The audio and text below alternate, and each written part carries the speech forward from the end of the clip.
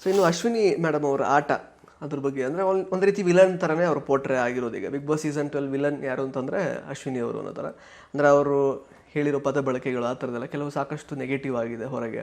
ಇವನ್ ಈಗ ರಾಶಿಕಾ ಅವ್ರಿಗೆ ಅದೊಂದು ಮಾತು ಹೇಳಿರೋದು, ರಘು ಅವ್ರ ತೊಡೆ ಮೇಲೆ ಅಂದರೆ ಇದ್ರ ಮೇಲೆ ಶೋಲ್ಡರ್ಸ್ ಮೇಲೆಲ್ಲ ನೀನು ಬಿದ್ದಿರ್ತೀಯ ಪ್ಲಸ್ ಆ ಥರದ್ದೆಲ್ಲ ಕೆಲವೊಂದಷ್ಟು ಮಾತುಗಳು ಹೇಳಿದ್ದಾರೆ. ಆ್ಯಕ್ಚುಲಿ ಏನು ಅವರ ಆಟನ ಯಾವ ರೀತಿ ವಿಶ್ಲೇಷಣೆ ಮಾಡ್ತೀರಾ ನೀವು? ಅಂದರೆ ಅವರು ಇನ್ಸ್ಟೆಂಟಾಗಿ ಹೇಳ್ಬಿಡ್ತಾರೆ, ವಿಚ್ ಇಸ್ ಗುಡ್. ಅವರು ಜೆನ್ಯೂನ್ ರಿಯಾಕ್ಷನ್ ಹೊರಗಡೆ ಬರುತ್ತೆ. ಬಟ್ ಆ ರಿಯಾಕ್ಷನ್ ಕೊಡೋ ಟೈಮಲ್ಲಿ ಅವರು ಯೂಸ್ ಮಾಡೋ ವರ್ಡ್ಸ್ ಆಗಿರ್ಬೋದು, ಯಾವ ರೀತಿ ವ್ಯಕ್ತಪಡಿಸ್ತಾರೆ, ಅದರಲ್ಲಿ ಅವ್ರ ಏಜಿಗೆ ಅಥವಾ ಅವರು ಮಾತಾಡೋ ವಿಷಯಗಳಿಗೆ ಕಂಪ್ಯಾರಿಸನ್ನೇ ಇರಲ್ಲ. ಯಾಕಂದರೆ ಅವರು ಇನಿಷಿಯಲಿ ಹೋಗೇ ಬಾರೆ ಅನ್ನೋದಕ್ಕೂ ತುಂಬ ಅವ್ರು ಬೇಜಾರು ಮಾಡ್ಕೊತಿರ್ತಾರೆ. ಮಾತಾಡಬಾರ್ದು ಯಾವ ಹೆಣ್ಮಕ್ಳಿಗೂ ಅಂತೆಲ್ಲ ಹೇಳಿದವರು ಈ ಕಾಂಟ್ರಾಸ್ಟಿಂಗ್ ಆಗಿ ಇಷ್ಟು ಹೇಳಿದಾಗ ಒಂಥರ ವೈ ಐ ನೋ ಕೋಪ ಬಂತು. ಅವರು ರಾಶಿಕಂಗೆ ಹೋದ ಸ್ಟಿಕ್ಕರ್ ಅಂಡ್ ಹೊಡೆದಿದ್ದೆ ರಾಶಿಕಾ ಹೊಡೆದಿದ್ದು. ಇಫ್ ನಾಟ್ ರಾಶಿಕಾ ಹೊಡೆದಿಲ್ಲ ಅಂದರೆ ಗಿಲ್ಲಿಗೆ ಮಾಡ್ತಿದ್ರು ಅವರು.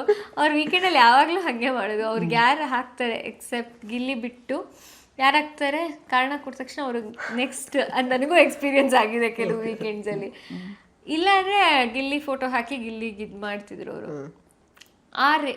ಇದರಲ್ಲಿ ಅವ್ರು ಅಷ್ಟೊಂದು ಮಾಡೋದು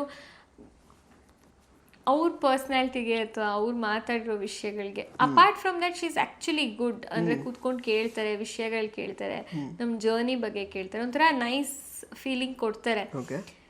ಬಟ್ ಕಾಂಟ್ರಾಸ್ಟ್ ಆಗಿ ಮಾತಾಡ್ಬಿಡ್ತಾರೆ. ಇನ್ಫ್ಯಾಕ್ಟ್ ಅವ್ರು VT ಹಾಕಿದ್ಮೇಲೆನೂ ಎಲ್ರಿಗೂ ಗೊತ್ತಾಗೋಯ್ತಲ್ಲ ಆ್ಯಕ್ಚುಲಿ ಅವರೇ ಜೋರು ಮಾಡೋದು. ಬಟ್ ಸ್ಟಿಲ್ ಅದನ್ನ ಅವರು ಇಲ್ಲ ನಾನೇ ಮಾಡಿದ್ದಲ್ಲ ಅಂತಾನೆ ಹೇಳ್ತಿದ್ರು. ಸೊ ತುಂಬ ಸುಳ್ಳು ಹೇಳ್ತಾರ ಹೇಗೆ ಅವರು?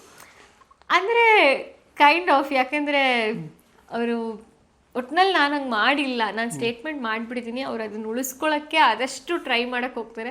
ಬಟ್ ಅದು ಮಧ್ಯದಲ್ಲಿ ಏನೋ ಅದು ಹೇಳೋ ಟೈಮಲ್ಲಿ ಅವ್ರನ್ನ ಸ್ವಲ್ಪ ಕೆಳಗೆ ಹಾಕೋತಾರೆ. ಇಂಟ್ರೆಸ್ಟಿಂಗ್ ಮತ್ತು ಇನ್ಫಾರ್ಮೇಟಿವ್ ವಿಡಿಯೋಗಳನ್ನ ಮಿಸ್ ಮಾಡ್ಕೋಬೇಡಿ. ಈಗಲೇ ಸಬ್ಸ್ಕ್ರೈಬ್ ಮಾಡಿ.